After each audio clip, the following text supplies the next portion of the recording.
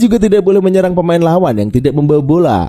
Tetapi jika ada pemain yang membawa bola, pemain lawan boleh melakukan apa saja bahkan menyerang fisik untuk merebut bola tersebut. Karena itulah Polo Air juga sering disebut pertarungan di dalam air. Sejak kebobolan 1 angka, tim Polo Air SMA Yamanami menjadi kacau. Mereka mulai tidak kompak dan formasinya menjadi kacau. Abiyama membawa bola berenang ke depan tapi tak mau mengoper ke Minato padahal posisinya tidak terjaga. Abiyama mengklaim kalau bola diserahkan ke Minato pasti hanya akan direbut musuh. Suatu ketika karena kesal, Ejiri yang mendapatkan bola tidak juga mengoper. Dia melemparnya dari jarak jauh berharap bisa gol, tetapi lemparannya malah mudah ditangkap. Hasilnya tim SD malah berhasil membantai dan menambah poin. Beberapa saat kemudian pertandingan pun berakhir dengan kemenangan tim SD.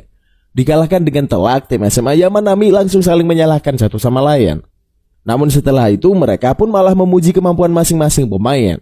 Hanya Eitaro yang masih tampak murung. Dia pun pergi sambil bilang ingin mempertimbangkan apakah mau lanjut bermain Polo Air atau tidak. Minato pun langsung pulang ke rumahnya dan disambut oleh Asumi. Adiknya bertanya bagaimana pertandingannya, namun Minato bilang mereka kalah telak. Minato pun pergi ke kamarnya dan tertidur. Malam harinya ia dibangunkan oleh Asumi. Adiknya bilang kalau salah satu tim Polo Air-nya datang ke rumah. Minato pun turun dan menemui Eitaro. Mereka pun pergi berjalan-jalan ke sebuah puncak dan melihat pemandangan malam. Waktu itu Eitaro hanya mengatakan yang sebenarnya. Ternyata dia tidak benar-benar mengenal Minato. Mereka bahkan jarang sekali mengobrol. Dia sampai Eitaro sangat mengidolakan Minato, tapi tak pernah berani mendekatinya. Eitaro sangat mengagumi Minato yang begitu berbakat dan bisa melakukan berbagai hal sulit. Sampai akhirnya saat mengetahui Minato hilang ingatan, Eitaro mengambil kesempatan untuk pura-pura akrab dengan Minato. Dan rencananya pun berhasil, dia bahkan bisa meyakinkan Minato bahwa mereka sangatlah akrab. Selain itu Eitaro juga hanya pemain cadangan dan tidak pernah ikut bertanding. Sampai akhirnya saat di kelas 3 SMP dia yakin akan masuk ke tim utama. Namun posisinya malah diambil oleh anak kelas 2. Menurut Eitaro, posisi tim utama akan berlanjut ke SMA. Maka dari itu Eitaro kabur dari timnya dan mencari tim di mana Minato akan bergabung.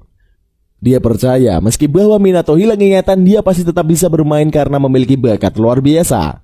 Namun setelah melihat apa yang terjadi selama ini, ternyata Minato benar-benar payah dalam bermain. Eitaro tidak mau melihat idolanya tidak berguna seperti itu. Karena itulah dia memutuskan untuk keluar dari klub Polo Air. Setelah mengatakan itu semua, Eitaro pun pergi meninggalkan Minato sendirian. Esok harinya Minato pergi ke SMA Sugakukan dan bertemu dengan pelatih Bizen. Mereka berdua pun mengobrol. Pelatih Bizen bertanya Minato ingin menemui siapa, dan Minato bilang kalau ia ingin bertemu dengan pelatih. Saat itu Minato bertanya apa keunggulan yang ia miliki. Pelatih Bizen pun bilang kalau Minato memiliki tulang belikat yang lentur dan lebar sehingga itu akan menguntungkan.